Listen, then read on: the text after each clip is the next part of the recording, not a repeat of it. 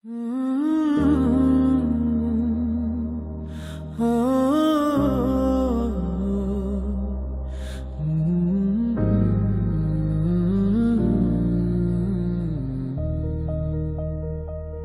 ఉన్న ప్రశ్న ఏంటంటే, మా జీవితం ఎందుకు పుట్టాము, అసలు ఎందుకు ఉన్నాము, బ్రతకడం దేని కొరకు, చనిపోయిన తర్వాత ఏమవుతుంది, అసలు నిజంగా చనిపోయిన తర్వాత నిత్యత్వం అనేది ఉందా, ఒక నిత్యత్వం అనేది ఉంటే దానికి ఆనవాళ్ళు ఏమైనా ఉన్నాయా అని చాలా ప్రశ్నల మధ్యలో ఈరోజు దేవుని వాక్యం వినడానికి వచ్చిండొచ్చు. అయితే చాలా కాలం క్రితం ఒక దంపతులు ఎంతో కాలంగా వాళ్ళు గొడ్రాలుగా పిల్లలు లేకుండా ఉన్న సందర్భం అది. ఎన్నో దినాల తర్వాత ఒకరోజు దేవుడు వారిని కలిసి, ఒక కారణ జన్ముడిని నేను ఇవ్వబోతున్నాను, మీ యొక్క సమస్యే కాదు, ఈ యొక్క గర్భరాహిత్యపు అనుభవంలో బిడ్డలు లేని పరిస్థితుల్లో మీరు ఏదైతే బాధపడుతున్నారో, ఈ సమస్యను, అవమానాన్ని ఘనతగా మార్చడానికి కేవలము మీకే పరిష్కారం కాదు, దేశానికే పరిష్కారం ఇవ్వాలని ఆశపడుతున్నాను, ఒక కారణ జన్ముని మీకు ఇవ్వాలని ఇష్టపడుతున్నానని దేవుడే కలిసి తనకు వారికి వాగ్దానం ఇచ్చాడు. ఆ వాగ్దానం ఇచ్చిన రీతిగానే దేవుని కాలము సంపూర్ణమైనప్పుడు దేవుడు ఒక అద్భుతమైన చక్కటి కుమారుని ఇచ్చారు.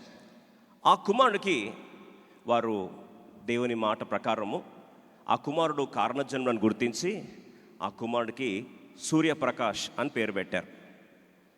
ఆ సూర్యప్రకాష్ అంటే వారి ఉద్దేశం ఏంటంటే, ఈ కుమారుడు సూర్యుని ప్రకాశాన్ని ఈ లోకానికి, సూర్యుడు ఏ విధంగా అయితే ప్రకాశిస్తాడో ఈ లోకంలో ఉన్న అంధకారంలో వారికి ఈ కుమారుడు ప్రకాశమానంగా ఉండాలి, అంధకారంలో చితికిపోతున్న మా బతుకులకి ఈ కుమారుడు తారాజ్యోతిగా వెలుగునిచ్చేవాడుగా ఉండాలి. అలాగే కారణజన్ముడని దేవుడు చెప్పాడు కనుక a huge destiny is waiting for him.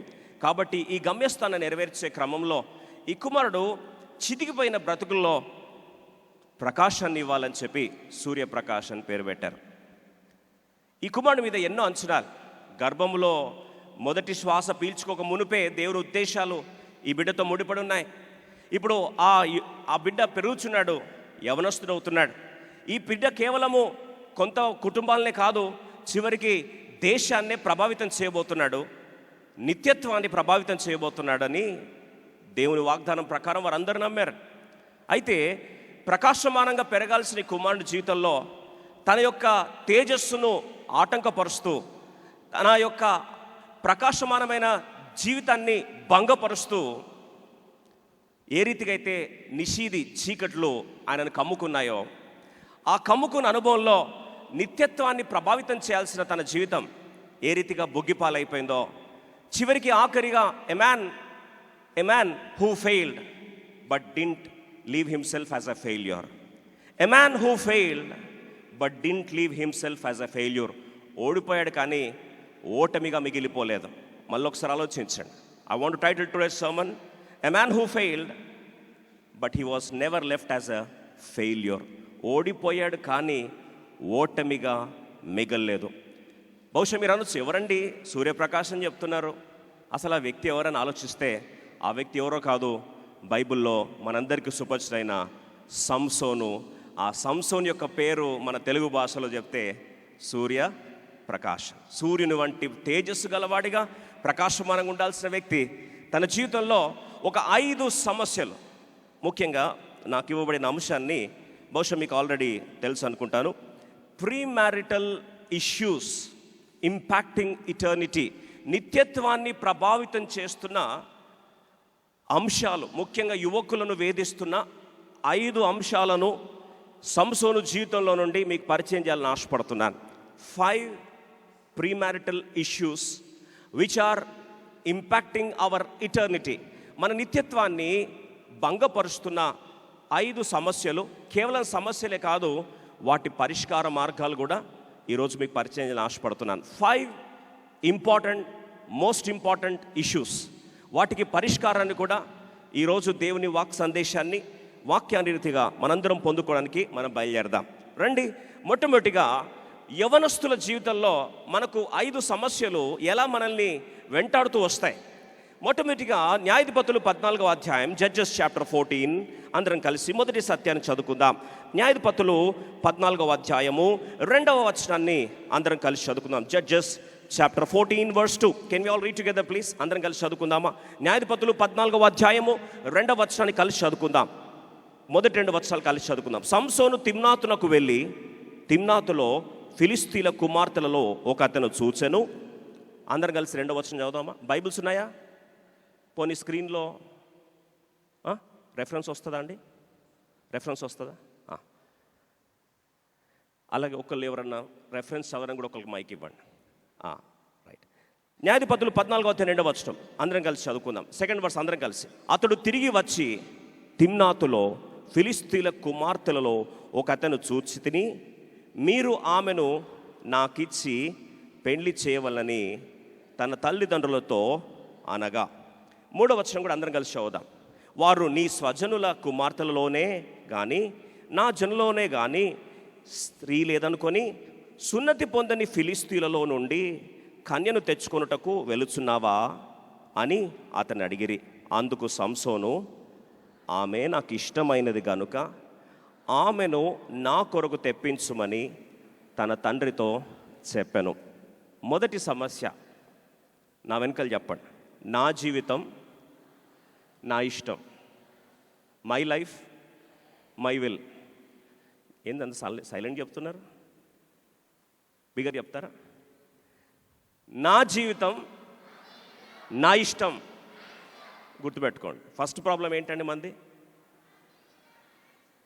బిడ్డలు ఫ్రంట్ ఉన్న కేజీ పిల్లలు చెప్తున్నారు కానీ సండే స్కూల్ పిల్లలు చెప్తున్నారు కానీ ఎవరొస్తులు చెప్పట్లేదు. ఇంతకీ ఇది సండే స్కూల్ వీబీఎస్ఆ లేకపోతే యూత్ రిట్రీటా? చెప్పండి మళ్ళీ ఒకసారి. నా జీవితం నా ఇష్టం. సంసోన్ అంటాడు 3వ వచనంలో చూడండి ఎంత స్పష్టంగా రాస్తుంది. Get her for me for she pleaseth me well.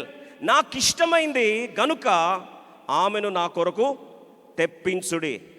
I like it, I want it. It is my life my wish. నా జీవితం నా ఇష్టం. ఈరోజు మనందరి సమస్య ఏంటంటే నా జీవితం నా ఇష్టం. ఎవడో చెప్పినట్టు నేనెందుకు బ్రతకాలి, ఎవడో సంతోష పెడుతూ నేనెందుకు బ్రతకాలి, నా చిన్న జీవితాన్ని నా ఇష్టం వచ్చినట్టు బ్రతుకుతా. This is my life and it is my wish. Yes or no? అవునా కాదా? నాకు ఇంటరాక్టివ్ లేకపోతే నాకు కొద్దిగా డౌట్ వస్తుంది, మీకు నా వాయిస్ వినిపించట్లేదేమో, లేదా చాలా రివర్బ్ ఉంది కాబట్టి బహుశా వాయిస్ వినిపించడమో కన్ఫ్యూజ్ అవుతుంది. వినిపిస్తుందా? అర్థమవుతుందా? ఇప్పుడు మనలో ఉన్న సమస్య ఏంటంటే నా జీవితం బిగర్ చెప్పండి. వాస్తవంగా సంసోను జీవితాన్ని ఒక్క మాటలో తనను పాడు చేసిన ఆలోచన ఏది అంటే తన మైండ్ సెట్లో ఒకటే ఆలోచన, నా లైఫ్ నా ఇష్టము, నా ఇష్టం వచ్చినట్లు నేను బ్రతుకుతా, నాకు ఏది నచ్చితే అది చేస్తా, నాకు ఏది అనిపిస్తే అది చేస్తా, నాకు ఏది తోస్తే అది చేస్తా. ఇలా ఆరంభించిన వ్యక్తి తన జీవితంలో it is always I centred life. మనలో జీవితంలో అసలు what is the purpose of life? మన జీవిత ఉద్దేశం ఏంటి? అసలు మనం ఎవరికొరకు బ్రతుకుతున్నాం? అసలు ఎవరు మనల్ని పుట్టించారు? వాస్తవికంగా ఆలోచిస్తే సంసోను జీవితంలో ఒక్కసారి కూడా ఆలోచించలేదు తనను ఎవరు పుట్టించారు, ఎవరు తనని లోకానికి పరిచయం చేశారు, అసలు తన ప్రమేయం ఎక్కడన్నా ఉందా, గర్భంలో నన్ను ఎక్కడ పుట్టాలని ఎవరైనా కోరుకున్నామా? ఈరోజు మనందరిలో ఉన్న సమస్య ఏంటంటే నా లైఫ్ నా ఇష్టం అండి అని. కానీ మనం ఒక పాయింట్ మర్చిపోతాం. ఎప్పుడైతే నా లైఫ్ నా ఇష్టం అన్నాడో తన ఫస్ట్ స్టేట్మెంట్ సంసోను జీవితంలో మొట్టమొదటి మాట, నా జీవితం నాకు నచ్చింది, నాకు ఇష్టమైంది, నాకు ఇది కావాలి, I like it so I want it అని స్టార్ట్ చేశాడు. విషాదకరం మాట చెప్పాలని ఆశపడుతున్నా. ఇలా ఎప్పుడైతే my life my wish, my life my wish అని ఆరంభించాడో ఆ వ్యక్తి ఆఖరి మాట కూడా న్యాయాధిపతులు 16వ అధ్యాయం 30వ వచనం, judges chapter 16 verse 30 last line కూడా చూద్దాం. ఎందుకంటే ఫస్ట్ స్టేట్మెంట్ లాస్ట్ స్టేట్మెంట్ అర్థమైతే జీవితంలో ఆ వ్యక్తి యొక్క పర్స్పెక్టివ్ అర్థమవుతుంది. What was his vision for life, what was his purpose for life, అసలు తన ప్రపంచం దేని చుట్టూ తిరగాలని కోరుకున్నాడో లాస్ట్కి జరిగింది ఏంటో న్యాయాధిపతులు 16వ అధ్యాయం 30వ వచనం చదువుతారండి. నేనును ఫిలిస్తీయులను చనిపోదుము గాక. చూడండి లాస్ట్కి నా లైఫ్ నా ఇష్టం అన్నాడు. లాస్ట్ లైన్లో అంటాడు లెట్ మీ డై. నా ఇష్టం నా లైఫ్ నా ఇష్టం అని స్టార్ట్ చేశాడు. లాస్ట్కి నేను చనిపోదును, లెట్ మీ డై. ఒక నిమిషం. సంసోను విషాదకరమైన సంఘటన ఏంటంటే కారణ జన్ముడు చివరికి సూసైడ్ చేసుకొని చనిపోయాడు. It was a suicidal death. నా లైఫ్ నా ఇష్టం, ఐ సెంటర్డ్ లైఫ్గా ఆరంభించాడు. లాస్ట్కి స్టోరీ ముగిస్తున్నప్పుడు నేను చనిపోతా, నేనేమవుతా, చచ్చిపోతా. వాస్తవంగా చూసినట్లయితే అకాల మరణము అంటే ఆత్మహత్య చేసుకొని తన ప్రాణాన్ని తానే తీసేసుకొని, తన ప్రాణాన్ని తన చేతిలో పెట్టుకుంటే చివరికి తన ప్రాణమే తను తీసేసుకొని చరిత్రలో ఐ సెంటర్డ్ లైఫ్గా స్టార్ట్ చేశాడు. చివరికి ఒక సూసైడల్ ట్రాజిక్ ఎగ్జాంపుల్ చరిత్ర పుటల్లో మిగిలిపోయాడు. ప్రియ సోదరి సోదరా, ఈరోజు ప్రశ్న ఏంటంటే మనలో చాలామందికి జీవిత పరమార్థం ఏంటో తెలియదు. We think that we are born for our selves. కానీ రోమిలకు రాసిన పత్రిక 14వ అధ్యాయము 7వ వచనంలో చాలా స్పష్టంగా వాక్యం సెలవిస్తున్న సత్యం ఏం తెలుసా? ఎవడును తన కోసము బ్రతుకడు, ఎవడును తన కోసము చనిపోడు. మరి ఎవరి కొరకు? ఎవరి కొరకు? రోమన్స్ 14:7, రోమా 14:7. మొట్టమొదటిగా విజన్ క్లారిటీ ఉంటే ప్రొవిజన్ అండ్ ప్రాస్పెక్టివ్ ఫ్యూచర్ మనకు స్పష్టత అర్థమవుతుంది. రోమా 14:7 వచనం చూడండి. మనలో ఎవడును తన కోసమే బ్రతుకడు, తన కోసమే బ్రతుకడు, ఎవడును తన కోసమే చనిపోడు, తన కోసమే చనిపోడు. మనము బ్రతికినను ప్రభు కోసమే బ్రతుకుచున్నాము. దయచేసి ఈ మాట మర్చిపోదు. మనం ఎవరి కొరకు బ్రతుకుతున్నామండి? ఎవరి కొరకు బ్రతుకుతున్నాం? ప్రభు కోసం బ్రతుకుతాం. చనిపోయేది ఎవరి కొరకు? ప్రభు కోసమే చనిపోయినను ప్రభు కోసమే చనిపోచున్నాము. ప్రభు కోసమే చనిపోతున్నాము. కాబట్టి మనము బ్రతికినను, దయచేసి మాట, బ్రతికినను చనిపోయినను ప్రభు వారమై ఉన్నాము. ఈ స్పష్టత తెలియకపోతే నేను నా వాడిని, I belong to my self అనుకున్న ప్రతిసారి నీ తీర్మానాలు పొరపాటే జరుగుతాయి. అవి నీ నిత్యత్వాన్ని ఏం చేస్తాయి? భంగపరుస్తాయి. కానీ సంసోను మొదటిగా it is my life my wish, నా జీవితం నా ఇష్టం, నాకు ఏది ఇష్టం ఉంటే నేను చేస్తా, నాకు ఏది చూడాలనిపిస్తే అది చూస్తా, ఏది తినాలనిపిస్తే అది తింటా, ఏది కావాలని కోరుకుంటా. సరే, మరి సెల్ఫ్ విల్ ప్రకారము మనం చూసినప్పుడు స్టార్టింగ్ మనకు మంచిగా అనిపిస్తుంది. ఇప్పుడు కాలేజ్కి వెళ్ళావు, క్లాస్మేట్ ఎవరో కనిపించారు, అబ్బాయో అమ్మాయో, చూసినప్పుడు first love at first sight లాగా అనిపించింది. నీకు అనిపిస్తుంది అరే ఇదే ప్రపంచం అనిపిస్తుంది. సామెతలు 14వ అధ్యాయం ఏమని రాస్తుంది చూడండి. ప్రావెర్బ్స్ చాప్టర్ 14:12, సామెతలు 14:12. ఇది కరెక్టే అనిపిస్తుంది. ఎందుకు ఈరోజు అండి చాలామంది బాధపడుతున్నారు?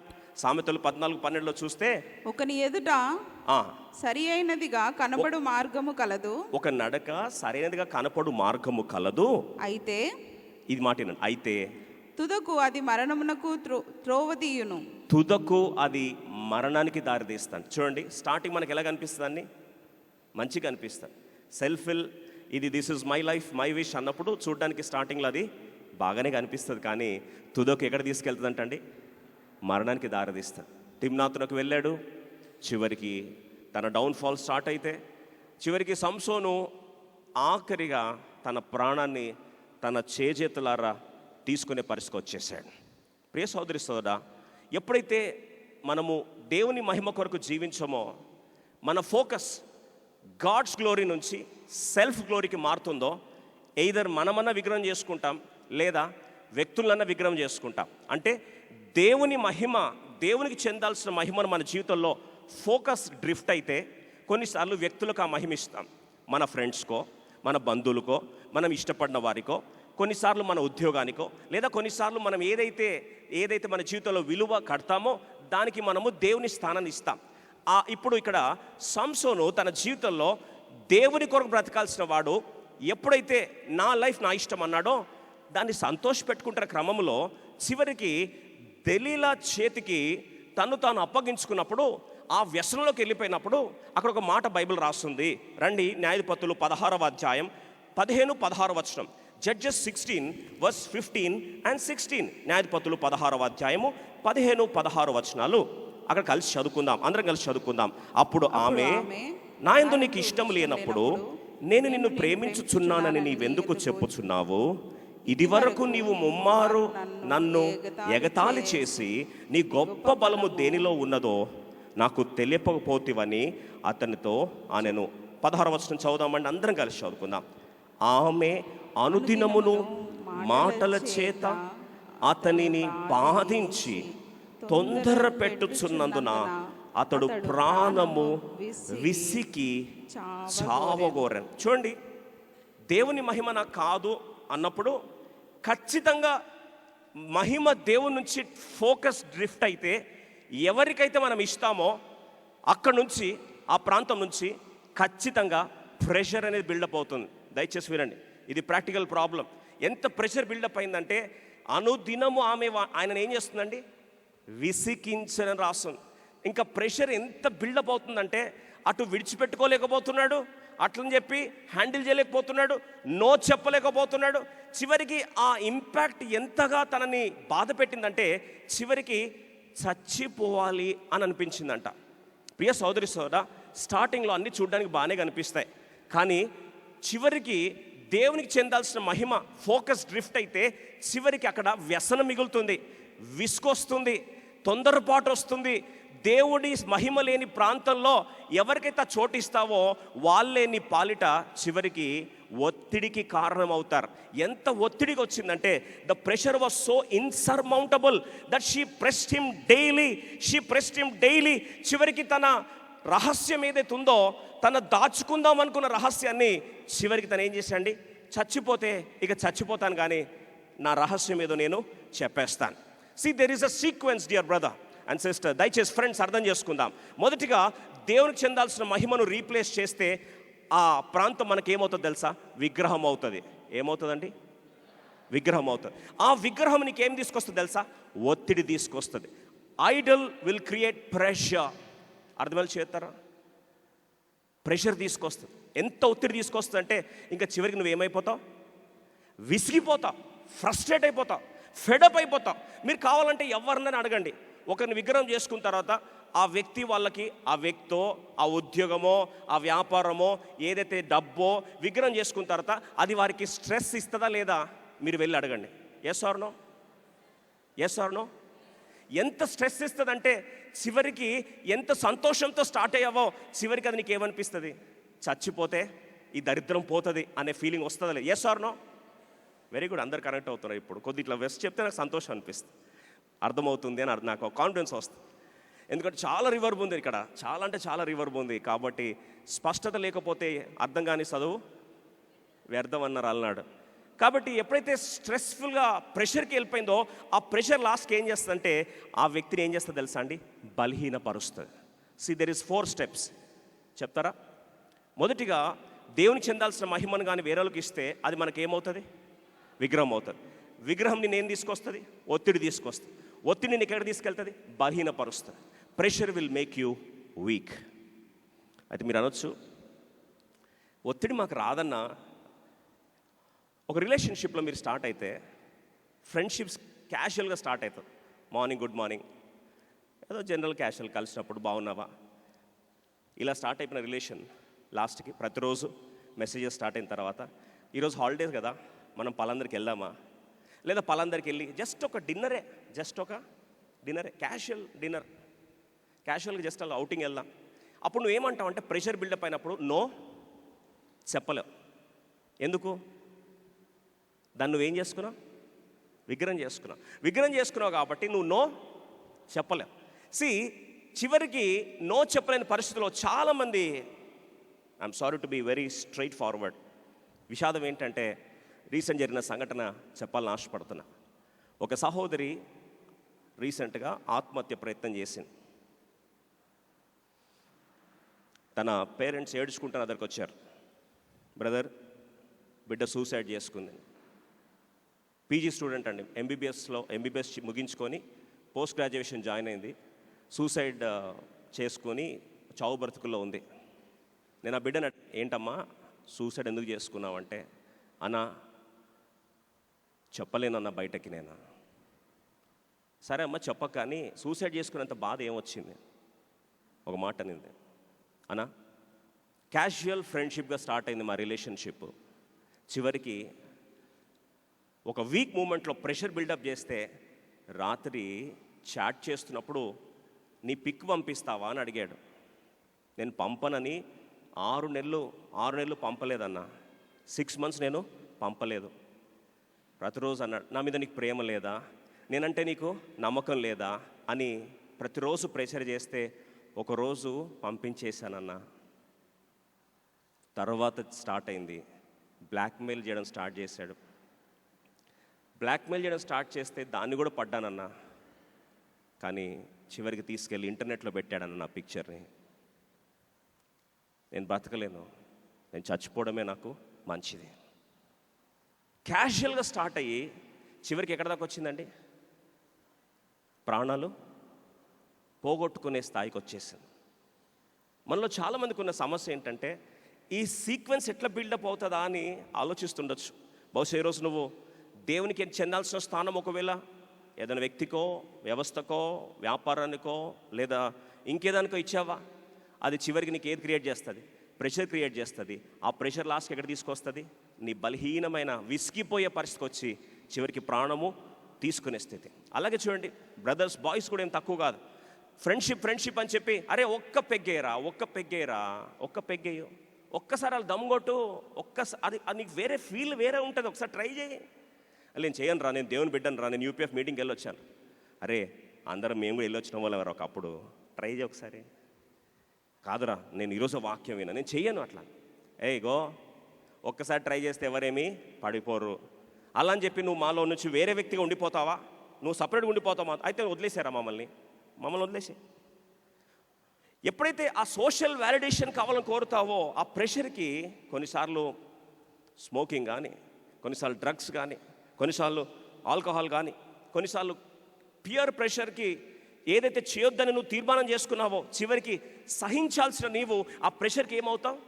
బ్రేక్ అయిపోతావు. అందుకొరకు యాకోబు గ్రంథం 1:12 నిత్యత్వాన్ని ప్రభావితం చేసే మొదటి పాయింట్కి వస్తాం. రండి, జేమ్స్ చాప్టర్ 1:12 చూడండి. ఏదైతే ఇటర్నిటీని ఇంపాక్ట్ చేస్తుందో ఫస్ట్ పాయింట్కి వస్తున్నాం. త్వర చూసుకున్నాం. యాకోబు గ్రంథం 1:12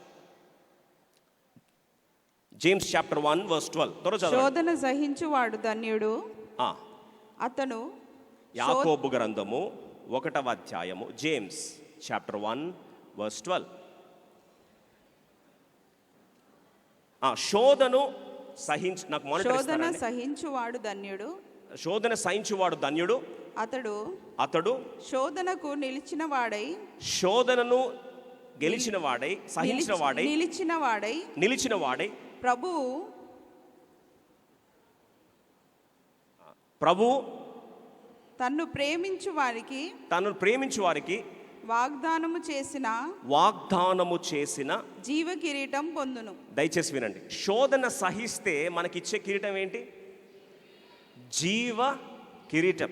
నిత్యత్వంలో దేవుని బహుమాన దినమందు మొదటిగా మనకిచ్చే అద్భుతమైన కిరీటము ఈ శోధనలు సహించినట్లయితే, ప్రెషర్ని విత్స్టాండ్ చేస్తే దేవుడు మనకిచ్చేది ఏంటట? జీవ కిరీటం. అర్థంలో ఒకసారి చేస్తాడు. ఏం కిరీటం అండి? జీవ కిరీటం. ఇప్పుడు నిత్యత్వంలో జీవ కిరీటం పొందాల్సిన మనము ప్రెషర్ ఎప్పుడైతే మూమెంట్ బిల్డప్ అయిపోయి కొన్నిసార్లు don't let the pressure destroy your destiny, don't let the pressure destroy your crown of life. జీవ కిరీటమునకు నువ్వు పొందుకోవాల్సిన అర్హుడవైతే ఈ యొక్క ఒత్తిడి నీ జీవితంలో దేవుని జీవ కిరీటం నీ నుంచి దూరం అయ్యే పరిస్థితి రాకుండా దేవుడు మన యువతరాన్ని దేవుడు కాపాడునుగాక. అలాగే రెండవ సమస్య ఏంటంటే వెంటనే అంటాడు చూడండి, నా లైఫ్ నా ఇష్టం. అంటే నేను ఇష్టపడ్డాను, I liked it, so I want it immediately. నేను ఇష్టపడ్డాను కాబట్టి నాకు వెంటనే కావాలి. ఇన్స్టంట్ గ్రాటిఫికేషన్ అంటారు చూడండి. మనలో చాలామందికి సమస్య ఏంటంటే ఏదైనా ఒక థాట్ వచ్చిందనుకోండి, ఆలోచన వచ్చిందనుకోండి, వెంటనే దాన్ని ఏం చేస్తాం? కావాలి అని కోరుకుంటాం. ఏదైనా తినాలనిపించింది అనుకోండి, వెంటనే అది తినాలి. ఏదైనా చూడాలనిపించింది అనుకోండి, వెంటనే అది చూసేయాలి. ఇన్స్టంట్ గ్రాటిఫికేషన్, తక్షణ తృప్తి అంటాం. తక్షణ తృప్తి అంటే వెంటనే నాకు అది జరిగిపోవాలి. ఇది నేను ఫలాన్ని కోరుకున్నాను, వెంటనే అది నాకు కావాలి. అందుకొరకే మనమంతా ఇన్స్టెంట్ ప్రపంచంలో ఉన్నాం. చివరికి అంబులెన్స్ కంటే ఫాస్ట్ మన ఫుడ్ వస్తుంది. అంబులెన్స్ కంటే ఫాస్ట్ మన food, instant Swiggy, instant Zomato, instant Maggi, instant coffee, instant ఏదైనా సరే ఏది కావాలి? ఇన్స్టెంట్. ఏది కూడా ప్రతి ఒక్కటి మనకి ఎలా కావాలండి? వెంటనే కావాలి. చూడండి ఇంటర్నెట్లో కూడా ఇప్పుడు ఎంత స్పీడ్ వచ్చేసిందంటే ఏదైనా సరే కొట్టిన వెంటనే ఏం కావాలా? వెంటనే మనకు కావాలి. అదే బఫరింగ్ డిలే అయింది అనుకోండి, చాలా ఫ్రస్ట్రేషన్ వస్తూ ఉంటుంది. అంటే మనము చివరికి సంసోన్ ఏమంటారంటే నాకు నచ్చింది, నాకు వెంటనే అది కావాలి. ఆగండి, ఆలోచిద్దాం. Let's see God's will. దేవుని చిత్తం ఏంటో చూద్దాం. లేదు, వెంటనే నాకు నచ్చింది, నాకు కావాలి, I like it, I want it. అరే తేనె, ఆకలితో ఉన్నావా? వెళ్తున్నాడు, ఆ యొక్క కళేబరంలో చనిపోయిన సింహము, ఆ శవాన్ని నువ్వు నాచిరుగా ముట్టడానికి వీలు లేదంటే ఆ శవంలో నుంచి తేనె గారుతూ ఉంటే నాకు నచ్చింది, నాకు కావాలి, పోయి ఏం చేస్తాడు? తేనె తాగిస్తాడు. తనకి everything he wants it instant.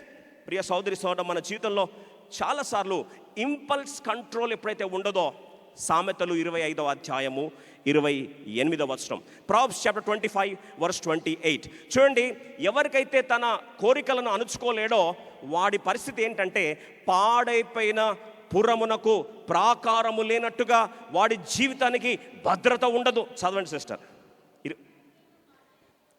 ప్రాకారము లేక పాడైపోయిన పట్టణం ఎట్లో తన మనస్సు అణుచుకొనలేని వాడు అంతే. చూడండి, ఒక ఇంటికి కాంపౌండ్ వాళ్ళు కట్టుకోవాలి. కాంపౌండ్ వాళ్ళు లేకపోతే ఆ ఇంట్లోకి ఎవరు వస్తారు? దొంగలు మాత్రమే కాదండి, చివరికి కుక్కలు, చివరికి పందులు, చివరికి అన్నీ. ఒక మాటలో చెప్పాలంటే నానా చెత్త చెదరం అంతా కూడా ఏమవుతుంది? ఆ ఇంట్లోకి వచ్చేస్తుంది. కారణం ఏంటి?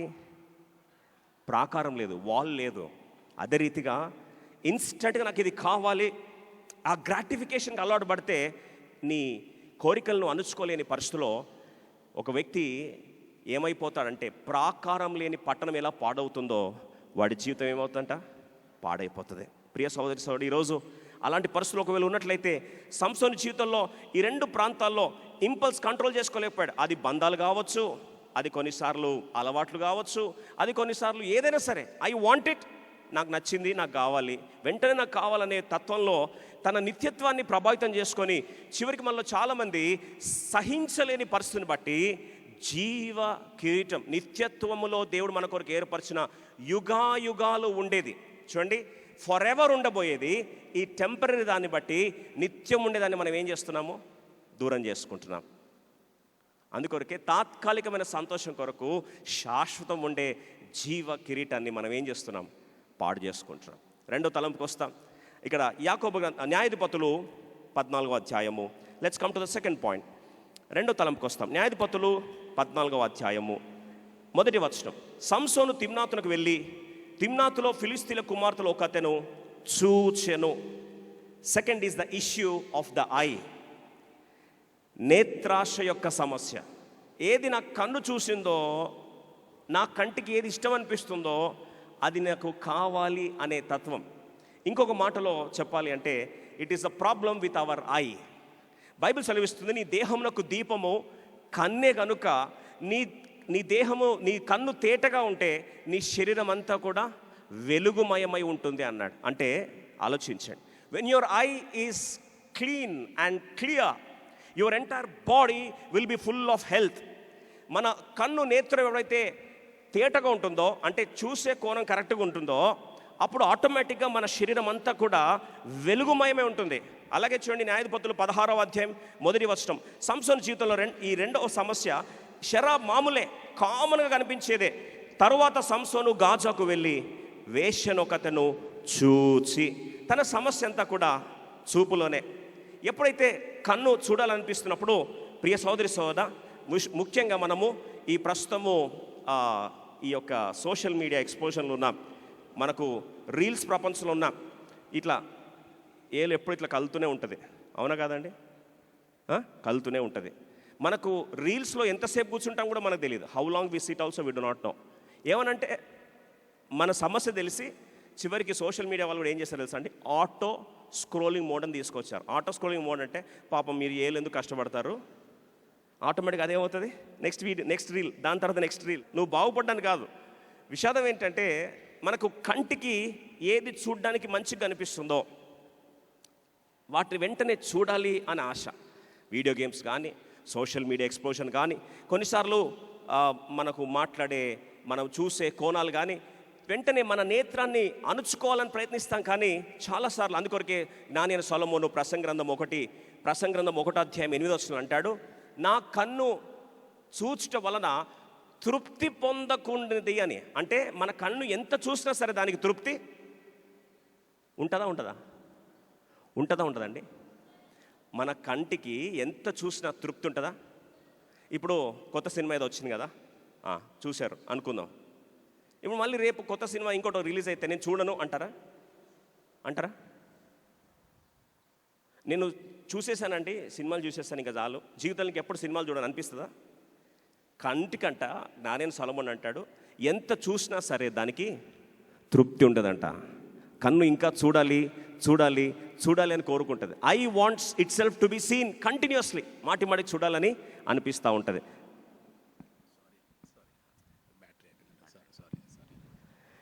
ఈ కంటికి ఎప్పుడు కూడా తృప్తి అనేది ఉండదు. There is no satisfaction to the ice.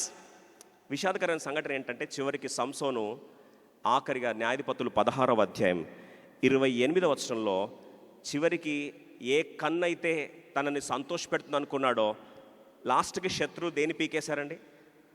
ఆ కంటినే పీకేశారు. విషాదకరమైన సంఘటన ఏంటంటే, మన కంటి విషయంలో మన తీర్మానం ఎలా ఉంది? యోబు భక్తుడు అంటాడు, నా నేత్రముతో నేనేం చేశాను? నిబంధన చేసుకున్నాను. I have made a covenant with my eyes. ఈరోజు మీరు అనొచ్చు, నా కళ్ళతో నేను నిబంధన చేసుకోవడం అంత అవసరం అంటారా అని. మత్తయి సువార్త 18:9 మాథ్యూ చాప్టర్ 18:9 ప్రభు అంటాడు, నీ కన్ను లేకుండా నువ్వు పరలోకం పోయడం బెటరా, లేదా కన్ను పెట్టుకొని నరకం పోవడం బెటరా? మీ చాయిస్ ఏదండి? అర్థం కాలేదు కదా? కన్ను పెట్టుకొని ఆప్షన్ 1, కన్ను పెట్టుకొని నరకం పోవడం ఇష్టమా?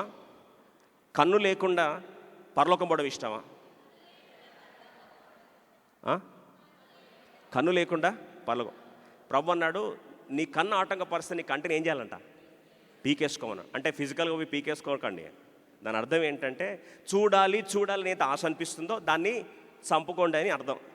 ఎప్పుడైతే మన కన్నుకు అది చూడాలనిపిస్తుందో, నేను పరలోకానికి కంటితో పోవడం, కన్ను లేకుండా పరలోకం పోయినా పర్లే, కానీ కన్ను పెట్టుకొని నరకాకుండా వెళ్ళడం నాకు ఇష్టం. ఏం జరుగుతుందో తెలుసా అండి? ప్రిన్స్టన్ యూనివర్సిటీ వాళ్ళు ఒక రీసెర్చ్ చేశారు. ఏంటంటే, ఇది సైంటిఫికలీ పబ్లిష్డ్ రీసెర్చ్. నువ్వు ఏదైతే చూస్తున్నావో ఆ చూస్తున్న ఇమేజ్ కాస్త నీ హార్డ్ డిస్క్ అంటే నీ బ్రెయిన్లోకి వెళ్ళి అది సేవ్ అవుతుందండి. చూడండి, సేవ్ అయిన తర్వాత విషాదం ఏంటంటే, జనరల్గా మనకు దాంట్లో నుంచి, ఆ డేటాబేస్లో నుంచి మనకి ఏమొస్తుందండి? థాట్స్ వస్తాయి. ఏమొస్తాయి? థాట్స్ వస్తాయి. మీరు అంటారు కదా, హౌ టు ఓవర్కమ్ థాట్స్, నా ఆలోచనలు ఎలా గెలవాలి అని. నువ్వు చెత్తంతా నింపుకున్న తర్వాత నీకు ఏం థాట్స్ వస్తాయి? ఏమొస్తాయి? చెత్త థాట్స్ వస్తాయి. Garbage in will give you garbage out. నువ్వు చెత్త నింపుకుంటూ వచ్చేది ఏంటి? చెత్తే. మరి ఇప్పుడు ఆలోచనలు నింపుకున్నావు, ఇప్పుడు ఆ స్టఫ్లో నుంచి, ఆ డేటాలో నుంచి ఏమొస్తుందండి? థాట్స్ వస్తాయి. ఇప్పుడు ఆ థాట్స్ ఏవైతే నేను ఆలోచనలు వస్తున్నాయో, అదే ఆలోచనలు నీకు ఏం చేస్తాయంటే యాక్షన్స్ చేపిస్తాయి, అంటే క్రియల్లోకి నడిపిస్తాయి. ఈ థాట్స్ ఎప్పుడైతే నువ్వు యాక్షన్స్లో పెడతావో, first time action, second time, ఇలా కంటిన్యూస్గా 30 రోజులు చేస్తే, ఏదన్నా పని 30 రోజులు కంటిన్యూస్ చేస్తే లాస్ట్కి అది ఏమవుతుందో తెలుసా నీకు? అది హ్యాబిట్ అవుతుంది. ఏమవుతుందండి? హ్యాబిట్. అందుకొరకే learn Hindi in 30 days. 30 days ఎందుకు పెట్టారు? 6 days ఎందుకు పెట్టలేదు? మీకు డౌట్ రావాలి కదా. ఎందుకంటే ఆ 30 daysలో ఏమవుతుందంటే అది హ్యాబిట్ ఫార్మేషన్ అవుతుంది. ఏం ఫార్మేషన్ అవుతుంది? Habit formation. ఇప్పుడు హ్యాబిట్స్ అయిపోయిన తర్వాత మేము అనుకుంటాం అలవాటే కదా అండి. కొంతమందికి కొత్త అలవాట్లు ఉంటాయి. ఇలా కూర్చొని గీక్కుంటూ ఉంటారు. అది వాళ్ళ అలవాటు. అట్లా ఎందుకు అట్లా అయిపోయింది? అది రోజు 30 రోజులు చేస్తే ఏమవుతుందంట? అలవాటే. This habits if consistently goes unchecked will become your character. అది నీకు ఏమవుతుందండి? క్యారెక్టర్ అయిపోతుంది.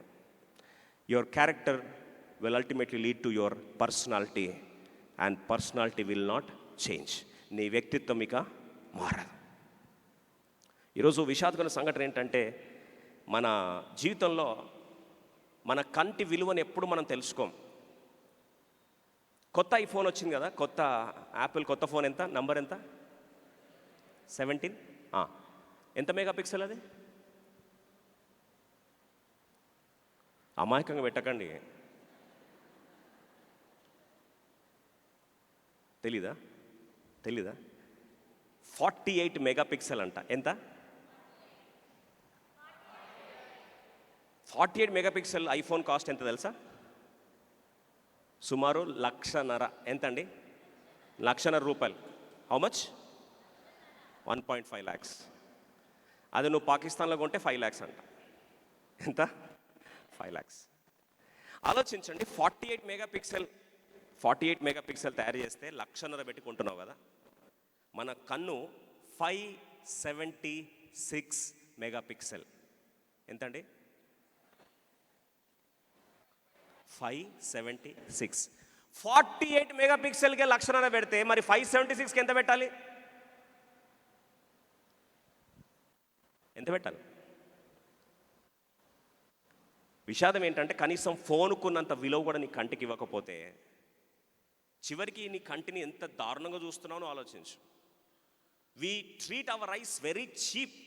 ఒక మాటలో చెప్పాలంటే మన కన్ను ఎంత విలువైంది తెలుసా అండి? స్క్రీన్ టైం అంటారు. స్క్రీన్ టైం ఎంత విలువైంది తెలుసా? బహుశా విరాట్ కోహ్లీ ఎంతమంది తెలుసు? విరాట్ కోహ్లీ మ్యాచ్ ఆడిన ప్రతిసారి ఊరికే బ్యాట్ ఎందుకు పైకి లేపుతాడు? 6 కొట్టినందుక? 6 కొడితే బ్యాట్ లేపాలని రూల్ ఉందా?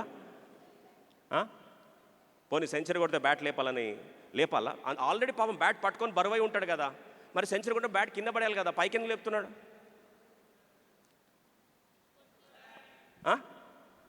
కొట్టాడని చూపించడానికా? ఇది నా ఆయుధమేనా? పప్పులో కాలేశారు. ఆయుధం అని అందరూ తెలుసు. ప్రపంచంలో ఎవరు తెలియదా అండి? బ్యాట్తో కాకపోతే బాల్ దేంతో ఆడతారు? చేత్తో ఆడతారా? క్రికెట్ అంటే దేంతో ఆడతారు? బ్యాట్తో. అది పెద్ద కామన్ సెన్సా? అది కాదు. పాయింట్ ఏం తెలుసా? 8 years ఎంఆర్ఎఫ్ కంపెనీ తన బ్యాట్ మీద ఒక స్టిక్కర్ అంటించింది. ఆ స్టిక్కర్ పేరేం తెలుసా? MRF. ఈ స్టిక్కర్ అంటించిన దానికి కాస్ట్ ఎంత తెలుసా? 100 కోట్లు. ఎంత అండి? 100 కోట్లు. అర్థం ఒకసారి చేద్దాం. దేనికి 100 కోట్లు ఇచ్చారు తెలుసా? వాళ్ళ బ్యాట్ మీద స్టిక్కర్ అంటించడానికి. ఇప్పుడు 100 కోట్లు ఇస్తున్నప్పుడు వాళ్ళు ఏం చేయాలి తెలుసా? ఈయన 6 కొట్టినా, సెంచరీ కొట్టినా, హాఫ్ సెంచరీ కొట్టినా ప్రతిసారి ఇప్పుడు చెప్పండి, బ్యాట్లు ఎత్తి చూపించాలి. ఎత్తి చూపిస్తే ఏం కనిపిస్తుంది? ఆ ఎంఆర్ఎఫ్ అని కనిపిస్తే ప్రతిసారి, అంటే ఆ బ్యాట్ ఎత్తిన ప్రతిసారి వాళ్ళు సుమారు 3.5 లక్షలు ఇస్తారు. ఎంత అండి? ఎందుకు ఇస్తున్నారు తెలుసా? బ్యాట్ ఎత్తినానికి అనుకుంటే పొరపాటు. ఆ బ్యాట్ మీద ఎంఆర్ఎఫ్ అని ఉంటుంది కదా, ఆ ఎంఆర్ఎఫ్ అనే ఆ బ్రాండ్ కనిపించడానికి వాడు 3.5 లక్షలు ఇస్తాడు ప్రతిసారి బ్యాట్ ఎత్తిన ప్రతిసారి. మీరు అనొచ్చు, అబ్బా బాగుంది కదా ఇది అని. ఎందుకు ఇస్తున్నాడు తెలుసా? ఆ సెంచరీ కొట్టినప్పుడు, 6 కొట్టినప్పుడు మనందరం ఎట్లా చూస్తాం? గదల్లా చూస్తాం. ఆ 3.5 లక్షలది ఏం తెలుసా? ఇన్ని లక్షల మంది కళ్ళను కొన్నందుకు, ఇన్ని లక్షల మంది కళ్ళను విరాట్ కోహ్లీ కొన్నందుకు వాడికి ఎంత ఇస్తున్నారు?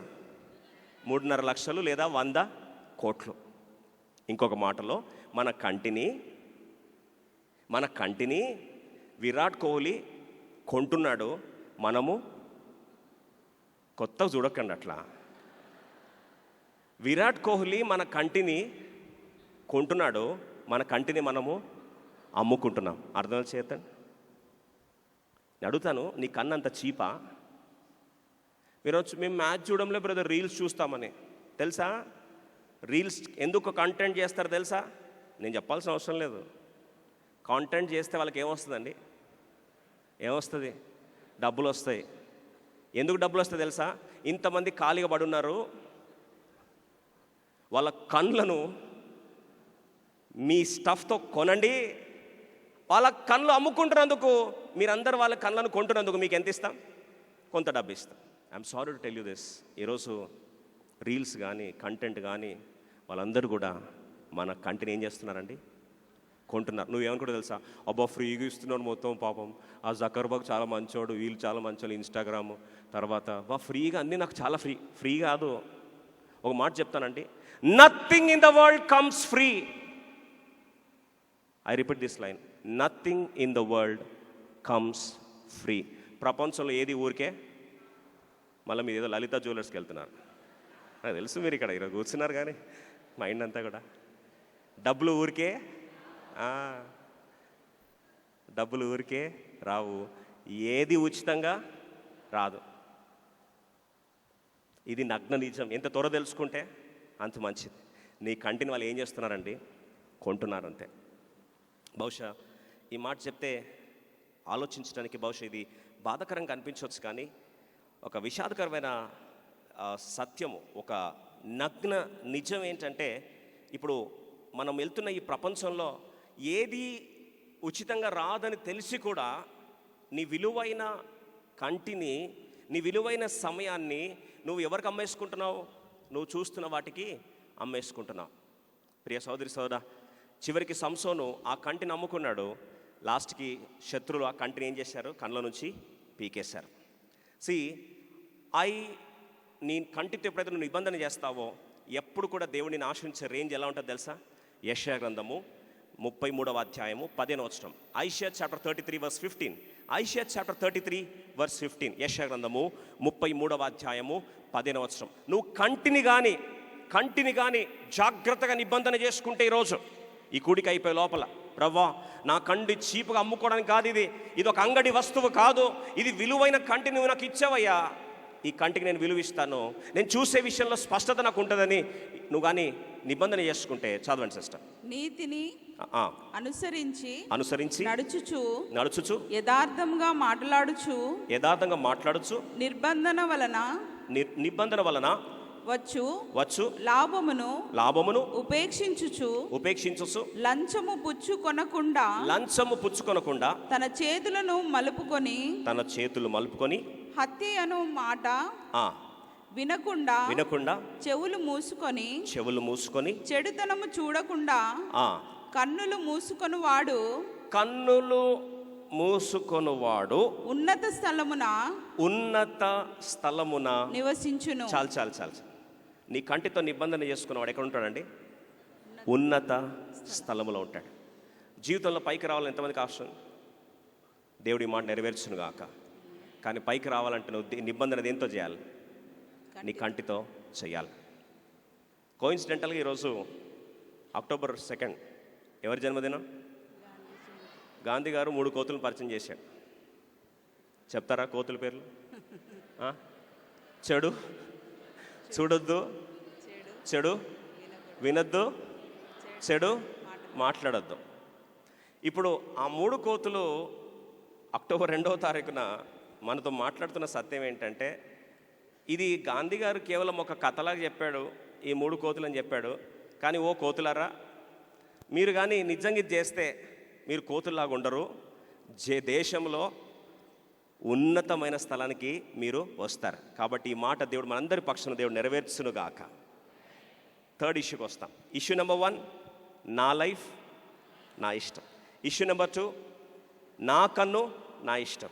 ఇప్పుడు 3వది పాయింట్ నెంబర్ 3, న్యాయాధిపతులు 14వ అధ్యాయం 7వ వచనం. ఇది చాలా ఇంపార్టెంట్ పాయింట్కి వస్తున్నాం. జడ్జెస్ చాప్టర్ 14 వర్స్ 7 త్వర చదువుకుందాం. న్యాయాధిపతులు 14:7 అందరం కలిసి చదువుకుందాం.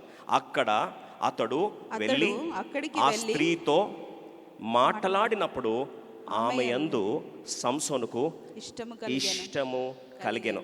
3వది చాటింగ్ భూతం. నా వెనకాల చెప్పండి, ఏం పేరండి?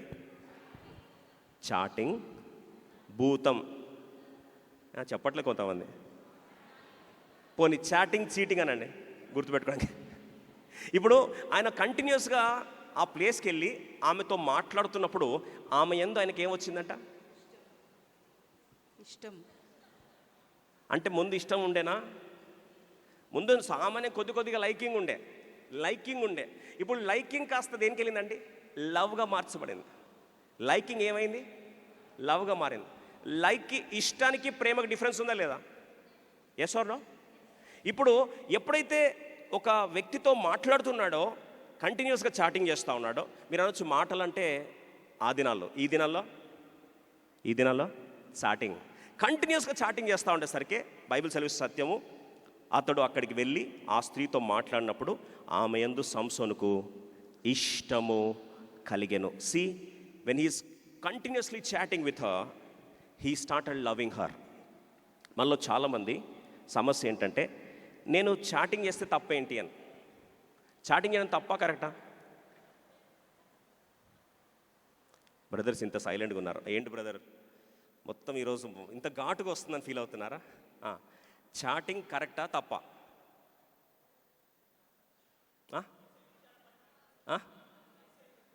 చేసే విషయాలు బట్టి. ఓకే, ఒక చాటింగ్ కరెక్టా రాంగ్ అనే దానికి నేను ఒక సింపుల్ సీక్రెట్ చెప్తా సంసోన్ జీవితంలోంచి.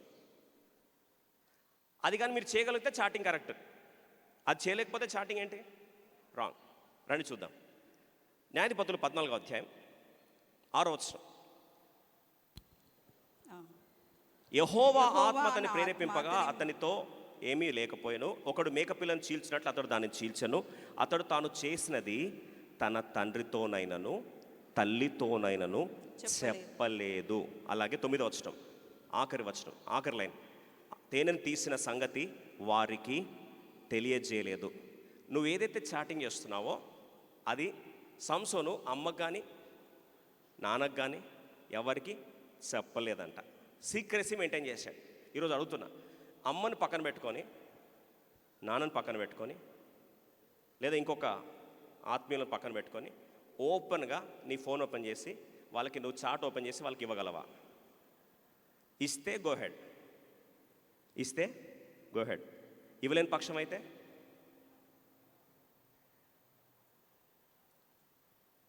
బ్యాంక్ పాస్వర్డ్స్ ఉంటాయి బ్రదర్. బ్యాంక్ పాస్వర్డ్ అమ్మ నాన్న తెలీదా? చెప్పొద్దా వాళ్ళకి? దానికి మళ్ళీ లాక్ ఇట్ట తిప్పి పాము కంటే ఘోరం లాక్స్. మళ్ళీ ఏమంటుంది తెలుసా?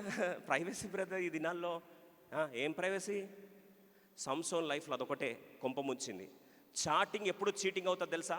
మళ్ళొకసారి చెప్తా, చాటింగ్ ఎప్పుడు చీటింగ్ అవుతుంది తెలుసా? When there is secrecy. ఎప్పుడండి? సీక్రెట్. వెంటనే నువ్వు ఏం చేస్తావు? థ్రెడ్ని డిలీట్ చేసేస్తావు. ఎవరు చూడొద్దని ఏం చేస్తావు? డిలీట్ చేస్తావు. కానీ ఒక విషయం చెప్పాలని ఆశపడుతున్నా. నువ్వు హార్డ్ డిస్క్ తీసుకొని పోయి డేటా కింద పడి పగిలిపోయిన తర్వాత మీరు వెళ్ళి డేటా రిట్రీవ్ చేయమని అడగండి. ఒకసారి మన చర్చ్ డేటా ఉన్న హార్డ్ డిస్క్ బ్రేక్ అయింది. సరే అని చెప్పి నేను ఒక బ్రదర్కి ఇచ్చి, బ్రదర్ దీన్ని రిట్రీవ్ చేయండి బ్రదర్ అన్న. బ్రేక్ అయిపోయింది, డేటా ఇవ్వండి చాలు, అది పాడైపోయినా పర్లేదని. అని వెళ్ళిన తర్వాత డేటా రిట్రీవ్ చేస్తూ ఉంటే యాక్చువల్గా దాని కెపాసిటీ 1 TB. బ్రదర్ దీంట్లో 8 TB డేటా వచ్చింది బ్రదర్ అన్నాడు. నేను అన్నాను, బ్రదర్ మీరు తప్పు చెప్తున్నారు, దాని కెపాసిటీనే 1 TB బ్రదర్ అన్న. ఆయన ఎవడో తెలుసా? అయ్యో బ్రదర్, మీరు డిలీట్ చేస్తే డిలీట్ అయింది అనుకున్నారా? డిలీట్ కాదు, ఎప్పటి నుంచో మీరు సేవ్ చేసిన డేటా అంతా కూడా ఏమవుతుంది? లేయర్స్గా ఓపెన్ అవుతుంది బ్రదర్ అని. తెలుసా అండి? Everything is recorded. Yes or no? మనం ఏమనుకుంటామంటే ఎవరు తెలియదండి, ఏం కాదు, డిలీట్ చేస్తే పోతుందని. ఒక మాట చెప్తాను, మనుషులు చూసినా చూడకపోయినా టెక్నాలజీ కళ్ళు నువ్వు కప్పలేవు. You can't hide the eyes of technology. అడుగుతున్నాను, ఒక టెక్నాలజీ కంటినే నువ్వు కప్పకపోతే నేను చూసే దేవుని కంటి నువ్వు కప్పగలవా? Can you hide it? అందుకొరకే ప్రభు జ్ఞాపకం చేస్తున్నాడు. ఎప్పుడైతే ఆ చాటింగ్ స్టార్ట్ అయిందో, అందుకో బైబిల్ సెలవిస్తుంది, దినములు చెడ్డవి కనుక సమయమును పోనీయక అజ్ఞానుల వలె కాక జ్ఞానుల వలె. ఎందుకు? సామెతలు 10:19, Proverbs chapter 10 verse 19. త్వరగా చదవండి. సామెతలు 10:19.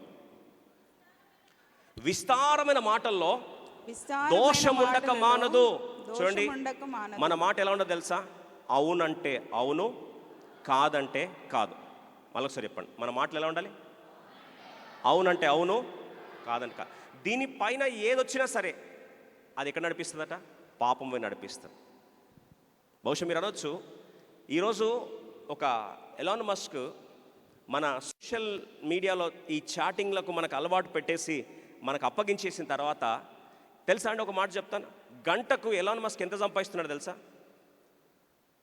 పోనీ మార్క్ జక్కర్బర్గ్ తెలుసు కదా, మార్క్ జక్కర్బర్గ్ ఇన్స్టాగ్రామ్, ఫేస్బుక్, వాట్సాప్, ఆ మెటా సంథింగ్ ఏదో, ఇదంతా కూడా తన ఆధ్వర్యంలో ఉంది.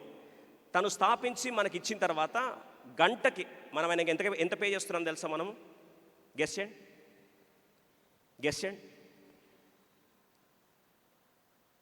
గంటకు మనం ఎంత ఇస్తున్నాం ఆయనకి? మార్క్ జక్కర్బర్గ్ యొక్క గంట జీతం ఎంత? గెస్ చేయండి, గుండె ధైర్యం చేసుకోండి. 100 కోట్లు. ఎంత అండి? ఈ మెసేజ్ అయిపోయే లోపల మార్క్ జక్కర్బర్గ్ అకౌంట్లో ఎంత పడుతుంది తెలుసా? 100 కోట్లు పడతాయి. 100 crores. మనకు తెలీదు. సమయం వృధా, మన విలువైన అందుకు ఒకసారి సమయం పోతే మళ్ళీ తిరిగి సమయం ఎప్పటికీ రాదు. Once time gone is gone. ఇక అమౌంట్ పోతే, డబ్బు పోతే మళ్ళీ తెచ్చుకోవచ్చు, కానీ సమయం పోతే తిరిగి రాదు. ఒకసారి వెళ్ళి చూసుకో, ఎంత టైం నువ్వు సోషల్ మీడియాలో స్పెండ్ చేస్తున్నావు, ఎంత టైం చాటింగ్ చేస్తున్నావు, ఎంత టైం నీ సమయాన్ని గడుపుతున్నావు. ఒకసారి జ్ఞాపకం చేసుకుంటే అర్థమైపోతుంది, ఓహో ఇంత టైం నేను స్పెండ్ చేస్తున్నానా అని. విషాదకరమైన సంఘటన ఏంటంటే, ఆ చాటింగ్ చేస్తూ చేస్తూ చేస్తూ చివరికి సంసోను గురించి రాస్తుంది, అతడు మాట్లాడే కొలది ఆమె యందు సంసోనుకు ఇష్టము ఇంకా పెరిగిందంట. చివరికి తిమ్నాతు దగ్గరికి వెళ్ళాడు, ఆ ఫిలిస్తీనాలను పెళ్లి చేసుకునే ప్రయత్నం చేశాడు. దాని తర్వాత సంఘటన అంతా మనకు తెలిసిందే. ప్రియ సోదరి సోదరా, ఇప్పుడు 4వ పాయింట్కి వస్తాం. న్యాయాధిపతులు 14వ అధ్యాయం. Let's come to the 4th point. న్యాయాధిపతులు 13వ అధ్యాయం 5వ వచనం అందరూ కలిసి, జడ్జెస్ చాప్టర్ 13:5 అందరూ కలిసి చదువుకుందామా? నీవు గర్భవతి కుమారుని కందువు. చదవండి. నీవు గర్భవతివై కుమారుని కందువు, అతని తల మీద మంగళ కత్తి వేయకూడదు. ఆ బిడ్డ గర్భమున పుట్టినది మొదలుకొని దేవునికి నాజీరు. చూడండి, దేవుడు తనని గర్భంలోనే ప్రతిష్ఠించి ఒక స్పెషల్ చోజన్ డెస్టినీ కొరకు ఏర్పరచుకొని కారణ జన్మునిగా దేవుడు తనని గర్భములోనే ప్రవేశపెట్టాడు. విషాదం ఏంటంటే, 4వ తలంపు మనం హ్యాండిల్ చేసిన ఏరియా ఏంటంటే ఐడెంటిటీ క్రైసిస్, గుర్తింపు గందరగోళం. 4వ తలం చెప్పండి. గుర్తింపు గందరగోళం. నేనెవరిని, హూ అమాయ్? సంసోను తెలీదు. సంసోను ఎవరో దేవుడు ముందే చెప్పాడు. ఏమన్నాడు తెలుసా? సంసోను నాజీరు చేయబడినవాడు, అతడు ఇశ్రాయేలు ప్రజలను విడిపించబోతున్నాడు, కాబట్టి తన మీద మంగళగతి రాకూడదు, తను బ్రతుకులు దినమంది కూడా తను నాజీరుగా ప్రత్యేకించబడిన వాడు ఉండాలి. ఎందుకంటే ఆయన గుర్తింపు ప్రత్యేకమైనది. ఈరోజు మనలో చాలామందికి మన గుర్తింపు ఏంటో మనకు తెలియదు. బహుశా మనలో చాలామంది ఫీలింగ్ ఏంటంటే, నేను పనికిరానోడిని, పురుగులాంటోడిని. యాకోబు కూడా ఒకరోజు అలాగే భావిస్తూ వచ్చాడు. ప్రియ సోదరి సోదరా, ఎప్పుడైతే ఒక వ్యక్తి రక్షించబడతాడో, దేవుని నిత్య సంకల్పము యొక్క పునాదిలోకి వస్తాడో, బైబిల్ సర్వీస్ సత్యం ఏంటంటే, యాకోబు ఒకప్పుడు పురుగులాగా ఫీల్ అయ్యాడు. నేను పురుగు లాంటి వాడిని. ప్రభు అన్నాడు, అవును అయ్యా, పురుగు లాంటి యాకోబా అన్నాడు. కానీ 43వ అధ్యాయంకి వచ్చేసరికి 4వ వచనంలో యాకోబుని ఏమంటున్నాడు దేవుడు? చూడండి, 43వ కీర్తన, యెషయా గ్రంథం 43వ అధ్యాయము 4వ వచనం చూడండి. ఐషియా 43:4. నీవు నాకు చాలా బహుప్రియుడవు కనుక, 43, you are more precious in my eyes. చదువుతారు ఎవరైనా? నీవు నా దృష్టికి ప్రియుడవైనదు. చాలు. ఒకప్పుడు యాకోబు పురుగులాగా ఫీల్ అయ్యాడు. దాని ముందు అధ్యాయాలు 41 అధ్యాయంలో చూస్తే యాకోబు పురుగులాగా ఫీల్ అయ్యాడు. కానీ 43వ అధ్యాయంకి వచ్చేసరికి దేవుని పిలుపు 43:1లో దేవుడు ఏమంటున్నాడు చూడండి. అయితే యాకోబు, నిన్ను సృజించిన వాడు యెహోవా, ఇశ్రాయేలు నిన్ను నిర్మించిన వాడు యెహోవా ఇలా సెలవిస్తున్నాడు. ఇప్పుడు నేను నిర్మించిన వాడు నేనే, నిన్ను పేరు పెట్టి పిలుచుకున్నవాడు నేనే, నీవు నా సొత్తు అన్నాడు. జాగ్రత్త వినండి. ఒకప్పుడు పురుగు, దేవుడు పిలుచుకున్న తర్వాత, ఆ పిలుపు పొందిన తర్వాత దేవుని దృష్టిలో బహు ప్రియుడు. ఈరోజు మనము దేవుని దృష్టిలో ప్రియమైన వారిని గుర్తిస్తున్నామా? మన జీవితానికి విలువ ఉందని గుర్తిస్తున్నామా? గర్భంలో ఉన్నప్పుడే ఇర్మియా, నేను నిన్ను ఏర్పరచుకున్నాను. Before you are formed in your mother's belly I have ordained thee, I have called thee as a prophet unto generations. తరములకు ప్రవక్తగా ఏర్పరచుకున్నానని దేవుడు గర్భంలోనే ఒక బిడ్డను ఏర్పరచుకుంటే, ఈరోజు మనలో దేవుని బిడ్డలు చాలామంది ఉన్నారు. ఎంతమంది రక్షించబడిన ఉన్నారు? ఒకసారి చేయి పైకి చూపించండి. నిజముగా దేవుని రక్తము చేత కొనబడినట్లయితే నువ్వు దేవుని దృష్టిలో నువ్వు బహు ప్రియుడవు. ఎందుకంటే ఆయన అమూల్యమైన, నిష్కలంకమైన, నిర్దోషమైన, విలువైన రక్తాన్ని మాత్రమే కాదు, చివరికి తన దేవుడు తన ఏకైక కుమారుడు కావాలా, నీవు కావాలా అంటే కల్వరిశిలలో నువ్వు కావాలని కోరుకొని తన సొంత కుమారుని ఏం చేశాడు? కల్వరిశిలకు అప్పగించాడు. మనలో చాలామందికి మన విలువ మనకు తెలియదు. అందుకొరకు మన విలువ తెలియదు కాబట్టి ఎప్పుడు కూడా ఇతరులు మనల్ని ఆమోదించాలి అని ఆశపడతాం. We expect validation from people. ఇతరులు మనం ఏం చేయాలి? ఎప్పుడు వ్యాలిడేషన్ ఇస్తుండాలి. ఈ వ్యాలిడేషన్ ఎట్లా వస్తుంది తెలుసా? Likes, comments. ప్రతిసారి నీకెన్ని లైక్స్ వచ్చాయి అన్నేనా, నాకు నీకంటే ఒక 100 ఎక్స్ట్రా వచ్చాయి. ఇప్పుడు ప్రపంచంలో ఇతరులు ఆమోదించేది లాస్ట్కి మనకి ఏమైందండి? మన ఆమోద ముద్రగా మిగిలిపోయింది. ఎంతమంది సీను? అంతమంది సీనా? నాకు ఇంకెక్కువ సీను, నాకు ఇన్ని కామెంట్స్ వచ్చాయి, లవ్ సింబల్స్ కూడా వచ్చాయి. ఏమొచ్చాయి? విషాదం ఏంటంటే మనకంటూ మనకు విలువ తెలియనప్పుడు ఇతరుల నుంచి మనం ఏం చేస్తామండి? ఆమోదాన్ని ఎక్స్పెక్ట్ చేస్తూ, ఊహించుకుంటూ, చివరికి likes, comments, approval, social validation. ఒకరు వాళ్ళు ఇష్టపడకపోతే మనకు విలువ లేనట్టు భావిస్తుంటాం. విషాదం ఏంటంటే దేవుని విలువైన అభిషేకము, పిలుపును మనం పొందుకున్నప్పుడు ఆ పిలుపు ఎంత విలువైనదంటే ఒక పురుగు లాంటి వ్యక్తిని ప్రపంచంలో ఒక బ్రాండ్గా మార్చింది. ఈరోజు యాకోబు ఇశ్రాయేలుగా మార్చబడినప్పుడు మోషే అంటాడు, ఓ ఇశ్రాయేలు, నీ భాగ్యము ఎంత గొప్పది, యెహోవా రక్షించిన నిన్ను పోలినవాడు ఎవడు? తెలుసా అండి? We have become a brand.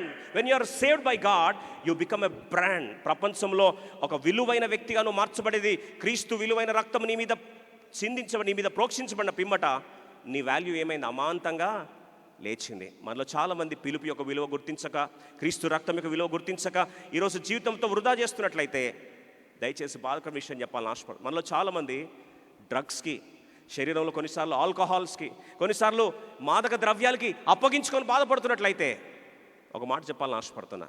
తెలుసా అండి?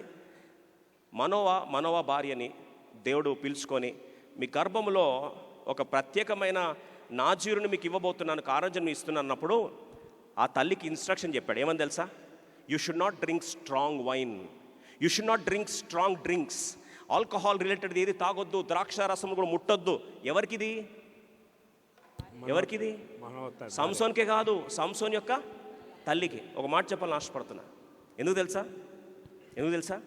ప్రీనేటల్ పీరియడ్లో గర్భంలో శిశువుని ధరిస్తున్నప్పుడు మన డిఎన్ఏ ఉంటుంది కదా, డిఎన్ఏ మనము తీసుకుంటున్న మాదక ద్రవ్యాలు కానీ, ఏదైనా హానికరమైన సబ్స్టెన్సెస్ కానీ, ఇది మన డిఎన్ఏని ఏం చేస్తుందండి? పాడు చేస్తుంది. మనలో చాలామంది నిత్యత్వమే కాదు పాడయ్యేది, భావి తరాల డిఎన్ఏ, నీ నుంచి వెళ్తున్న డిఎన్ఏ ఏమైందంటే ఇప్పుడు పాడైపోతుంది. నువ్వు అనుకుంటావు ఏముంది, ఒకటే కదా, ఏముంది, చిన్నదే కదా, but you are spoiling the very DNA. ఇంకో మాటలో చెప్పాలంటే భవిష్యత్తు తరాన్ని నువ్వేం చేస్తున్నావు? నీ బిడ్డల్ని, నీ పిల్లల్ని నువ్వేం చేస్తున్నావు? పాడు చేసుకుంటున్నావు. ఒక బాధతప్త మనసుతో ఒక మాట చెప్పాలని ఆశపడుతున్నా. లాస్ట్ 10 yearsలో ఈ లైఫ్ స్టైల్ చేంజెస్ వల్ల మనం తీసుకుంటున్న దాన్ని బట్టి పిల్లల్లో ఎన్ని మార్పులు వచ్చాయో తెలుసా? కొత్త రోగాలు. మీరు అనొచ్చు అదేంటంటే ఒకప్పుడు ఈ రోగం లేదు కదా అంటే, మన డిఎన్ఏ అంతా కూడా ఏమైపోయిందండి? మారిపోతూ ఉంది, కలుషితం అయిపోతూ ఉంది.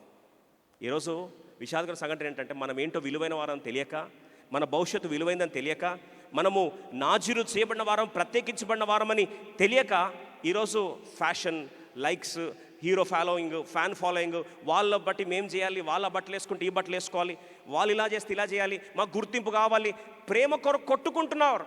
విషాదకర సంఘటన ఏంటంటే 16వ అధ్యాయం 4వ వచనంలో, న్యాయాధిపతులు 16:4 అక్కడ చదవండి బ్రదర్.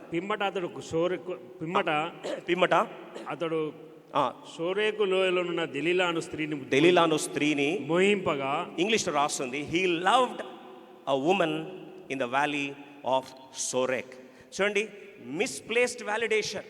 గుర్తింపు కొరకు ఎక్స్పెక్ట్ చేస్తూ ఎక్కడి దాకా వెళ్ళిపోయాడంటే, చివరికి ఒక వేశ్యను, తన ఆమోదాన్ని, తన ప్రేమను ఎక్స్పెక్ట్ చేసే స్థాయికి చివరికి చితికిపోయిన వాడిగా, ఒక మాటలో ప్రేమతో స్టార్ట్ అయ్యాడు తిమ్నాతులో, చివరికి వ్యామోహం వెళ్తుంటే కూడా వాళ్ళ అప్రూవల్ కొరకే వెయిట్ చేస్తూ ఉన్నాడు. విషాదకర సంఘటన ఏంటంటే, చాలామంది మనలో నిజమైన ప్రేమ ఏంటో తెలియని పరిస్థితులు ఉన్నాం. You do not know what is exactly the true love. నిజమైన ప్రేమ లేదా మోహముతో కూడిన ప్రేమ బాధపడుతున్నట్లయితే సంసోన్ ఈ ఏరియాలో క్లారిటీ రాలే. 4వ ప్రాంతంలో చూడండి, బైబిల్ సెలవిస్తున్న సత్యము న్యాయాధిపతులు 16వ అధ్యాయం 5వ వచనం చూస్తే ఆమె తనను లాలించడం ఆరంభించింది. ఇన్ఫాచ్యుయేషన్లో లాలించే ప్రేమ. అలాగే 14వ అధ్యాయం 16వ వచనంకి వస్తే అనుమానించే ప్రేమ. చూడండి ఎంత అనుమానం అంటే ఆయనను బ్రతకనివ్వట్లేదు. చివరికి సంసోను న్యాయాధిపతులు 16 చూస్తే బాధించే ప్రేమ, న్యాయాధిపతులు 14-17 చూస్తే తొందర పెట్టే ప్రేమ, ప్రెషర్ బిల్డప్ చేస్తున్న ప్రేమ, న్యాయాధిపతులు 16 విసికించిన ప్రేమ, వెక్సేషన్ ఆఫ్ ద స్పిరిట్ అని రాస్తుంది. 16-16లో చూస్తే చావగోరెను, చచ్చిపోవాలనిపిస్తున్న ప్రేమట. చివరికి 16వ అధ్యాయం 15వ వచనం చూస్తే తన రహస్యాలన్నీ కూడా విప్పివేసేన ప్రేమ. బైబిల్ సెలవిస్తుంది నిజమైన ప్రేమ సమస్త పాపాన్ని ఏం చేస్తుంది? కప్పేస్తుంది. ఇక్కడ చివరికి ఏం చేస్తారంట? విప్పేస్తున్న ప్రేమ. అయినా తనకు అర్థం కావట్లే తను ఏ స్థాయికి దిగజారిపోయాడో అర్థం కాని స్థితిలో చివరికి ఆ మనుషుల యొక్క ఆమోదాన్ని ఎక్స్పెక్ట్ చేస్తూ చివరికి తన పిలుపును, తన గమ్యస్థానాన్ని, తన విలువైన రహస్యమైన తన నాజీరు యొక్క నిబంధనను ఏం చేశాడంటే మనసులో దాచుకున్నాడు. అంతవరకు ఈ పాయింట్, బ్రేకింగ్ పాయింట్ వచ్చింది. లాస్ట్ పాయింట్ వచ్చి నేను ముగించేస్తాను రండి. ఇప్పుడు ఎప్పుడైతే ఇక్కడ దాకా వచ్చి గుర్తింపు గందరగోళం కాస్త లాస్ట్కి తన మనస్సులో ఉన్న మనస్సును చివరికి మసగబారిపోయి అమ్మేసుకునే పరిస్థితి వచ్చి బైబిల్ సెలవిస్తున్న సత్యం చూడండి. న్యాయాధిపతులు 16వ అధ్యాయం, ఈ లాస్ట్ పాయింట్ చూసుకొని ముగిస్తాను. దయచేసి జాగ్రత్తగా వినడానికి ప్రయత్నిస్తాం. న్యాయాధిపతులు 16వ అధ్యాయం 18వ వచనం. అతడు తన అభిప్రాయమును తనకు తెలిపినని తెలియలా ఎరిగి. చూడండి 17వ వచనం కూడా చూడండి, ఫస్ట్ లైన్లో. అప్పుడు అతడు తన అభిప్రాయమంతయు ఆమెకు తెలియజేసి. చాలు ఇంగ్లీష్లో బాగా రాస్తుంది. ఈ మాట చెప్పి నేను ముగిస్తాను. That he told her all his heart. All his heart. ముగిస్తున్నాను. ప్రేమించినప్పుడు దేవుడు క్షమించాడు, మోహించినప్పుడు దేవుడు ఇంకొక అవకాశం ఇచ్చాడు, పొరపాటు చేస్తూ వివాహము పాడు చేసుకున్నప్పుడు తిమ్నాతుకు వెళ్ళి ఫెయిల్డ్ మ్యారేజ్ అప్పుడు దేవుడు కృపించాడు. తేనెలో నుంచి ఆ యొక్క కళేబరంలోంచి తేనె వచ్చినప్పుడు, సింహపు కళేబరం తేనె వచ్చినప్పుడు తీసుకుంటున్నప్పుడు దేవుడు క్షమించాడు. అన్ని ప్రాంతాల్లో దేవుడు కృపిస్తూ వెళ్ళాడు. ఒక్క ప్లేస్లో కృప ఆగిపోయింది. ఒక్క ప్లేస్లో అవకాశం మూసుకుపోయింది. ఒక్క ప్లేస్లో చివరికి ఇర్రిపేరబుల్ లాస్గా మారిపోయింది. పాయింట్ ఆఫ్ నో రిటర్న్కి వెళ్ళిపోయింది. ఏ ప్లేసో తెలుసా అది? 17వ వచనంలో, then he told her all his heart. తన మనస్సులో ఉన్నది అంతటి ఏం చేశాడు? ఆమెకు చెప్పేశాడు. చాలు. ఈరోజు సంసోను చివరికి అమ్మివేయబడిన పరిస్థితి, తన కళ్ళు ఊడబెరికేసిన పరిస్థితి, చివరికి తను ఒక బానిసగా తిరిగటి రాయి విసిరే పరిస్థితికి వచ్చి ఆ దాగోను దేవాలయంలో సూసైడ్ చేసుకొని చనిపోతూ ఆఖరిగా తన ప్రార్థన, ప్రభువా ఈ ఒక్కసారి నన్ను జ్ఞాపకం చేసుకొని చేసిన ప్రార్థన ఈరోజు తన జీవితాన్ని ఆఖరి గడియల్లో రహస్యం అంతటిని కోల్పోవడానికి గల ఒక్క కారణం ఏంటంటే he shared and revealed all his heart. 18లో కూడా ఇంగ్లీష్లో చాలా క్లియర్ వస్తుంది. For he hath showed me all his heart. Dear friends, please be careful. Protect your heart. నీ హృదయాన్ని దయచేసి జాగ్రత్తగా కాపాడుకో. ప్రభువు ఒక మాట అన్నాడు, నా కుమారుడా నీ హృదయము నాకిమ్ము. జ్ఞానైన సొలొమోనుతో దేవుడు అన్నాడు, అయ్యా నీ హృదయము నాకిమ్ము. ఎక్కడ చూసినా సరే దేవుని యొక్క సామాన్యమైన మాట. ప్రకటన గ్రంథం 3వ అధ్యాయం 20వ వచనం, రెవల్యూషన్ 3:20. ప్రకటన గ్రంథం 3:20, ఇదిగో నేను తలుపు నిలిచి తట్టుస్తున్నాను, ఎవడైనా నా స్వరం వినేలా నా తలుపు తీసినడలా తీసినడలా నేను అతని యొద్దకు వచ్చి అతనితో నేనును నాతో కూడా అతను భోజనం చేయదు. ప్రభు అంటున్న మాట ఏంటంటే ఒకటే మాట, నువ్వు తలుపు తెరిస్తే నేను రావాలని ఇష్టపడుతున్నా. ప్రభు ఒకటే మాట అన్నాడు, నీ పూర్ణ హృదయముతో, నీ పూర్ణ ఆత్మతో, నీ పూర్ణ శక్తితో నీ దేవుడైన యెహోవాను ఏం చేయాలి? ప్రేమించాలి. God only expects love from the heart, nothing else. విషాదం ఏంటంటే సాతాను కూడా చివరికి ఆ హృదయాన్ని మీదనే దాడి చేసింది. ఢిల్లీలో అన్నీ అడిగింది, లాస్ట్కి ఎప్పుడు ఓడిపోయాడో తెలుసా సంసోను? When he gave his heart unto this enemy. శత్రువుకి తన హృదయాన్ని ఏం చేశాడండి? అప్పగించుకున్నాడు. నేను ముగిస్తూ అడుగుతున్నా, ఈరోజు నీ హృదయము కేకు ముక్క కాదు 10 మందికి కోసి ఇవ్వడానికి. ఆ హృదయాన్ని దేవుడు తయారు చేసింది దేని కొరకంటే, నా కుమారుడా నీ హృదయము నాకిమ్ము. విషాదం ఏంటంటే there are something you can only give to God, not to anybody else, and that is your heart. నీ హృదయము దేవుని తప్ప ఎవ్వరికి ఇవ్వడానికి వీలు లేదు. ఈరోజు విషాదం ఏంటంటే దేవుని హృదయాన్ని తయారు చేస్తున్నప్పుడు there is a God shaped vacuum in the heart of every individual created by God, because God wanted to come and reside in that heart. ఆ హృదయంలో దేవుడే వచ్చి ఉండాలని ఇష్టపడ్డాడు. ఈరోజు విషాదం ఏంటంటే బైబిల్లో గమనిస్తే దేవుడు ఎప్పుడైతే ఆ యొక్క చేపలని దేవుడు నిర్మించాడో, చేపలు కలుగును గాక అని దేవుడు చేపలతో మాట్లాడలే. దయచేసి వినండి, చేపలు కలుగును గాక అని చేపలతో మాట్లాడలే. ఆయన చేపలు పుట్టించక మునుపు నీటితో మాట్లాడాడు. నీటితో ఏమన్నాడు? చేపలు కలుగును గాక అని దేంతో మాట్లాడాడు? నీటితో మాట్లాడాడు. జాగ్రత్త వినండి, చెట్లని నిర్మిస్తున్నప్పుడు చెట్టుతో మాట్లాడలే, భూమితో మాట్లాడాడు. దయచేసి వినండి, భూమితో మాట్లాడితే భూమి చెట్లను ఏం చేసింది? మొలిపించింది. అలాగే మనిషిని దేవుడు నిర్మిస్తున్నప్పుడు డైరెక్ట్గా మనిషితో మాట్లాడలే, తనతో తాను మాట్లాడుకున్నాడు. Let us make man in our image. దయచేసి వినండి, దేవుడు నిర్మిస్తున్న క్రమంలో ఎవరితో మాట్లాడాడో దట్ ఈజ్ అవర్ సోర్స్. చేపని కానీ నీటి నుంచి తీసేస్తే చేప ఏమవుతుంది? చచ్చిపోతుంది. చెట్టుని భూమి నుంచి తీసేస్తే ఏమవుతుంది? చెట్టు చనిపోతుంది. అలాగే మనము దేవుని దూరం చేస్తే ఆత్మీయంగా మనం ఏమవుతాం? మరణిస్తాం. అందుకొరకే ఈరోజు నీ హృదయము దేవుడు నిర్మించిన ఆలయం అయితే ఈరోజు ప్రభు అడుగుతున్నాడు, నా కుమారుడా నీ హృదయము నాకు ఇమ్ము. He was a failed man, but he didn't live his life as a failure. ఓటమిగా మిగిలిపోవడానికి ఇష్టపడలేదు. ఆఖరిగా తిరిగి, ప్రభా ఈ హృదయం లేదా పొరపాటు జరిగిందో దాన్ని నేను పశ్చాత్తాపడుతున్నాను, ఒక్కసారి నన్ను జ్ఞాపకం చేసుకొని చెప్పి దేవుని దగ్గర ప్రాధేయపడ్డాడు. దేవుని దగ్గర క్షమాపణ కోరాడు. దేవుని దగ్గర పశ్చాత్తాపడ్డాడు. ఆ హృదయాన్ని తిరిగి దేవునికి ప్రతిష్ఠిస్తూ, అద్భుతమైన సత్యం ఏంటంటే అక్కడ ఒక్కసారి దేవుని కృపను కోరితే హెబ్రీ రాష్ట్రపత్రిక 11వ అధ్యాయంలో తీయాల్సిన అవసరం లేదు. దేవుడు విశ్వాస వీరుల పట్టికలోకి అమాంతం ఒక ఓడిపోయిన ఒక ఫెయిల్డ్ మ్యాన్ని ఫెయిల్యూర్గా విడిచిపెట్టలే, తిరిగి విశ్వాస వీరుల పట్టికలోకి దేవుడు సంసోన్ని తీసుకొచ్చాడు. ఒక్క కారణం ఏంటంటే ఆయన హృదయం ఎప్పుడైతే ఒప్పేసుకున్నాడో, ఎవరికి? దెలీలాకి అప్పగించుకున్నాడో, పశ్చాత్తపడి ప్రవ్వా ఒక్కసారి నన్ను జ్ఞాపకం చేసుకొని చెప్పి ప్రయాసపడి క్షమాపణ కోరాడు. ఈ రోజు కానీ ప్రభా నా హృదయాన్ని నేను నీకు ఇవ్వాలని ఇష్టపడుతున్నాను. అందుకొరకే all the issues of life are from the heart.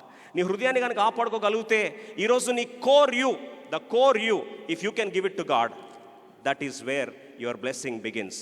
అది నిత్యత్వాన్ని శాసిస్తుంది. ఈరోజు నీ హృదయాన్ని ప్రభు చేతికి అర్పించాలని కాస్తున్నట్లయితే ఒకసారి తలలు వంచుదాం, ప్రార్థన చేసుకుందాం. Let's pray. దయచేసి ఎవరెక్కడ ఉన్నా సరే గంభీరమైన సమయంలో పరిశుద్ధాత్మ నీతో మాట్లాడుతున్నప్పుడు చివరికి అది స్లోగా స్టార్ట్ అయిపోయింది. స్లో పాయిజన్గా వెళ్ళిపోయి మన ప్రాణాలు అర్పించుకునే స్థాయికి వెళ్ళిపోయాడు. అందుకొరకే ఐస్ ప్రాంతంలో ఎస్కిమోస్ ఉంటారు. ఎస్కిమోస్ దగ్గరికి ఎప్పుడైతే ఆ యొక్క వోల్ఫ్స్ వస్తాయో, ఆ వోల్ఫ్స్ వచ్చినప్పుడు వాటిని చంపడానికి వారు ఏం చేస్తారు తెలుసా అండి? కత్తికి రక్తాన్ని పూస్తారు. ఆ రక్తము ఆ వోల్ఫ్స్కి చాలా ఇష్టమట. వచ్చినప్పుడు ఆ చేపని కట్ చేసో, జంతువులు కట్ చేసో, ఆ వచ్చిన రక్తాన్ని ఆ కత్తికి పూస్తున్నప్పుడు ఆ కత్తిని తీసుకెళ్ళి ఐస్లో పెడతారు. ఐస్లో కోటింగ్ వేసి పెట్టేసరికి అది ఎప్పుడు ఆ యొక్క వోల్ఫ్ వచ్చి దాన్ని నాలుకతో ఒక్కసారి టేస్ట్ చేయడం స్టార్ట్ చేస్తుందంట. చాలా బాగా అనిపిస్తుంది. ఆ కత్తి ఒకసారి నాకుతున్నప్పుడు చాలా రుచికరంగా అనిపిస్తుంది. అబ్బా ఎంత బాగుందని చెప్పి నాకడం ఆరంభించేసరికి లాస్ట్కి తన నాలుక వెళ్ళి ఆ పైన ఉన్న లేయర్ అంతా మెల్ట్ అయిపోయిన తర్వాత 4 వేల కత్తి కోసుకొని అలా అవి చనిపోతాయి. ఈ రీతిగా ఎస్కిమోలు వాటిని చంపేస్తారు. సాతాను చేస్తున్న ప్రయత్నం కూడా అదే. పాపము చాలా తీయగా అనిపిస్తుంది, స్లోగా చాలా ఏం తప్పు కాదులే అన్నట్టు అనిపిస్తుంది, కోటెడ్గా కనిపిస్తుంది, కానీ చివరికి మరణం వైపు దారితీస్తుంది. అయితే యేసుక్రీస్తు ప్రభు మాటలో జీవం ఉంది. నీ హృదయంలో జీవమును స్థిరపరచుకోవాలని ఆశనట్లయితే ఈరోజు ప్రభా ఒక్కసారి నన్ను జ్ఞాపకం చేసుకోమని పశ్చాత్తపడచ్చు. నా హృదయం దేవునికే ప్రతిష్ఠిస్తున్నానని, ఈరోజు ప్రభువుకే నా హృదయం ప్రతిష్ఠిస్తున్నానని ఎవరైతే ఆశపడుతున్నారో మీరు చేయి పైకి చూపిస్తే మీకు ప్రార్థన చేస్తాం. A covenant, a 5-fold covenant, especially a covenant of dedicating your heart to the lord. నా హృదయాన్ని దేవుని ప్రతిష్ఠిస్తున్నా, నా ప్రభుకు తప్ప నా హృదయం ఎవరు చెందడానికి వీల్లేదని నిజమైన ప్రతిష్ట ప్రార్థన చేస్తున్నారు. తలలు వంచండి, కళ్ళు మూసుకుందాం. మీకు ప్రార్థించాలని ఆశపడుతున్నాం. సహోదరుడా, దేవుడిని తీర్మానం ముద్రించును గాక. సహోదరి, దేవుడిని తీర్మానం ముద్రించును గాక. నీ హృదయాన్ని దేవుని ప్రతిష్ఠిస్తున్న క్రమంలో ఇది మొదలుకొని నీ హృదయము దేవునికి ప్రతిష్టార్పణముగా ఉండును గాక. మే your heart B dedicated to God alone. ఈ రోజు నుంచి 5 ప్రాంతాల్లో దేవునికి విజయం దయచేయను గాక. ఈ 5 ప్రాంతాల్లో సమస్యలకు పరిష్కారం దేవునికి దయచేయను గాక. ఈరోజు యథార్థంగా దేవుని సన్నిధిలో పశ్చాత్తాపడచ్చు. ప్రభా, నాకు తెలియక ఎక్కడ ల్యాండ్ అవుతున్నా నాకు అర్థం కావట్లేదు. ఈరోజు యూపీఎఫ్ రిట్రీట్లో నేను సరి చేసుకుంటున్నాను. ఈ 5 ప్రాంతాల్లో ప్రభా తీర్మానం తీసుకోవాలని ఆశపడుతున్నానని దేవుని హృదయాన్ని ప్రతిష్ఠించుకోవాలని ఆశపడినట్లయితే మీరు చేయి పైకి చూపించండి, మీకు ప్రార్థన చేస్తాం. మీరు చేయి పైకి చూపించినప్పుడు మీ ప్రార్థన మనవుల కొరకు మీకు ఒక పేపర్ ఇస్తాం. మీ కొరకు మేము ప్రార్థించాలని ఆశపడుతున్నాం. ఎందుకంటే సంఘం ఎదుట పాతాళపు ద్వారములు నిలువ నేరవని దేవుడు అన్నాడు. కొన్నిసార్లు నీ వ్యక్తిగతంగా ప్రయత్నించి ఓడిపోయిండొచ్చు. అయితే సంఘం ఎదుట నీ ప్రార్థన పాతాళపు ద్వారములు నిలువనేరో కనుక అట్టి ప్రార్థన సహకారం కోరుచున్న వారు మీరు చేయి పైకి చూపిస్తే మీకు ప్రార్థన చేస్తాం. ప్రభు, 5 ప్రాంతాల్లో నన్ను స్థిరంగా నీ యొక్క కృపాహస్తాలకు అప్పగిస్తున్నా. ఒక్కసారి నన్ను జ్ఞాపకం చేసుకో ప్రభు. Remember me once you remember me lord అని దేవుని దగ్గర ప్రయాసపడుతూ పశ్చాత్తపడుచు మీ తీర్మానమును దేవుని సన్నిధిలో గుర్తుగా మీరు చేయి పైకి చూపిస్తే మీ కొరకు ప్రార్థన చేస్తాం. డెసిషన్ కార్డ్స్ మీద తీసుకొని రాబడుతున్నాయి. ఆ కార్డు తీసుకున్నప్పుడు మీ పేరు రాసి మీరు మాకు అందిస్తే మేము మీ కొరకు ప్రార్థించి సంఘముగా మీకు ప్రార్థనలో ఎత్తి పట్టాలని ఆశపడుతున్నాం.